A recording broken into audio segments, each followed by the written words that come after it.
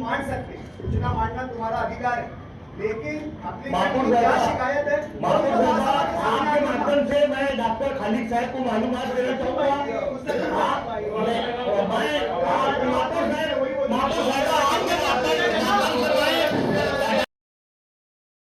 राजनीति, आंदोलन, किसान, करप्शन, गरीबी, इन सभी मुद्दों पर आवाज उठाएगा अब तक न्यूज इंडिया। सत्ता के आगे जब भी सवाल कमजोर पड़ने लग जाए तो सवाल उठाने पड़ते हैं। बोल के लफ्ज आजाद है तेरे, बोल के सच जिंदा है अब तक। ये 10/6/2025 में जिला पुलिस स्टेशन में एक FIR हुई है, उसके संबंधित ये विषय है। मैं ये विषय के ताल्लुक से कानूनी कहीं अड़चन आए, कहीं अड़थड़ा आए, ऐसी कोई बात मैं करना नहीं चाहता हूँ, लेकिन जो लोगों के साथ नाइंसाफी हुई है उनका भी पक्ष रखने का मैं लोक प्रतिनिधि के होने के हैसियत से उनका भी पक्ष रखने की यहाँ बात करूंगा। मैं यहाँ पर जो ये FIR दर्ज हुई है उसमें 1044 लोगों का नाम है। 1044 लोगों जिनके ऊपर FIR हुई है वो लोग कोर्ट से जामीन पे जमानत पे है, और मैं ऐसा मानता हूं कि ये सब के सब बेकसूर लोग हैं, क्योंकि मालेगांव हो या हिंदुस्तान हो, कहीं भी जन्म दाखिला बनाना, अपने बच्चों के नाम दर्ज कराना महानगर पालिका में, ग्राम पंचायत के म्युनिसिपल कॉर्पोरेशन में कोई गुनाह नहीं है। लेकिन उसके बावजूद भी वो 6-6 साल के बच्चों पे भी गुनाह दाखिल हो गया। अगर उन पे नहीं हुआ तो उनके बाप पे हो गया, उन पे नहीं हुआ तो उनकी माँ पे हो गया, उन पे नहीं हुआ तो उनके दादा पे हो गया। लेकिन बच्चे का दाखिला बनाने पे बाप, दादा, माँ बाप सब के केस अगर बन रहा है तो ये कहीं तक भी सही नहीं है। मैं आपके माध्यम से हेल्थ ऑफिसर साहिबा को बोलना चाहूंगा कि ये 1044 जो लोग हैं जिनके ऊपर ये केस गुना दर्ज हुआ है, ये बात बिल्कुल सही है कि हेल्थ ऑफिसर साहिबा ने इसमें किसी व्यक्ति का नाम नहीं लिखा है, किसी के नाम से कंप्लेंट नहीं हुई है, लेकिन जिनके दाखिले बने उनके नाम पे केस ऑटोमेटिक हो गया। तो ये कहां का इंसाफ है? ये कहां का इंसाफ है? या तो आयुक्त साहब यहाँ माइक से ये ऐलान करे कि हमको जन्म दाखिला बनाने की जरूरत नहीं है, अब मालेगांव शहर में कोई जन्म दाखिला कहीं लगेगा नहीं, अगर लगेंगे तो उसका आयुक्त साहब जिम्मेदार रहेंगे, ऐसा ऐलान करना उन्होंने। और अगर जो लोग बना रहे तो उनके ऊपर केस होना, उनके ऊपर फौजदारी गुनाह होना, ये कहां का इंसाफ है? मैं ये जो FIR हुई है इसके ताल्लुक से थोड़ा सा हेल्थ ऑफिसर साहिबा से मालूमात चाहूंगा कि वो मुझे बताए कि इनको कौन सा लेटर किसका मिला था जो इन्होंने FIR की है। मेरी बात शॉर्ट में 1 मिनट में हेल्थ ऑफिसर साहिबा या हेल्थ ऑफिसर साहब जो बताना चाहे वो बताए। दोनों एप्लीकेंट की बात पहले सुन लो, उसके बाद प्रशासन की तरफ से क्या बात आती है उसके बाद चर्चा करेंगे। ये पूरा होने दो, उसके बाद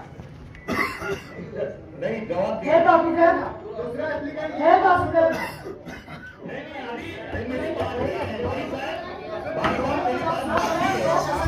इससे पहले मैं मेरी एक बात कि ये जो विषय आया है ये आरोप प्रत्यारोप का विषय, एक एप्लीकेंट लोगों की तरफ से, प्रशासन की तरफ से आरोप, हमें दोनों बात सुनना चाहिए। यहाँ पर एक काम ये था कि मीटिंग के साथ प्रशासन ने मुकम्मल गोशवारा देना चाहिए था कि बोलने वाले की बात क्या है। इसमें अभी हमने को बोलने वाले का अर्थ ही नहीं समझ में आ रहा कि वो क्या चाह रहे। तुमको जो सूचना लाना है तुम मान सकते, सूचना मानना तुम्हारा अधिकार है, लेकिन अपनी क्या शिकायत है? आपके माध्यम से मैं डॉक्टर खालिद साहब को मालूमात देना चाहूँगा।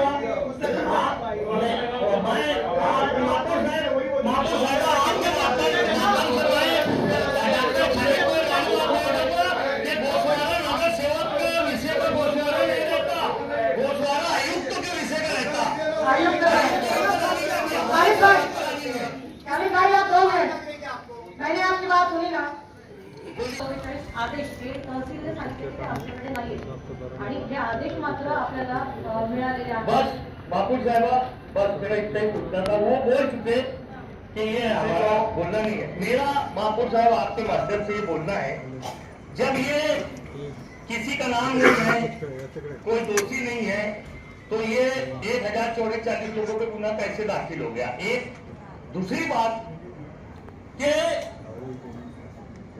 इन्होंने बताया कि अभी 3014 दाखले उनके पास निकले, 1044 तो उनके पास रिकॉर्ड नहीं मिला। तो जिनके पास रिकॉर्ड नहीं मिला उन्होंने बोल दिए 1044 का हमारे पास रिकॉर्ड नहीं है, तो उससे तुमको क्या लेना था? तुमको क्या देना था? उससे तुमको कुछ लेना देना ही नहीं था। बोला तुम्हारा रिकॉर्ड तुम ढूंढो, हमारे पास आदेश आया था, हमने जन्म दाखला बना के दिया। लेकिन आपने ऐसा नहीं करते हुए उनकी बातों को सुन के कोई फॉरेस्ट स्लेब में उनकी साइन नहीं दे दी कि वो बोलते कि दाखला हमने नहीं बनाए। तुमने कैसे मान लिए कि जो 1044 दाखला है ये उनका दिया हुआ नहीं है? उनके पास रिकॉर्ड हो तहसीलदार के पास या ना हो, तहसीलदार ने बनाया या उप तहसीलदार ने बनाया, हमको उस पर कोई बहस नहीं करना है। मेरा बोलना ये है, तहसीलदार ने अगर आपको ये लिख के दिया कि भाई हमारे पास 1044 दाखिलों का रिकॉर्ड नहीं मिल रहा, तो इसका मतलब वो सब चोर हो गए क्या? 1044 लोग चोर हो गए क्या? वो लोग गुनहगार हो गए क्या?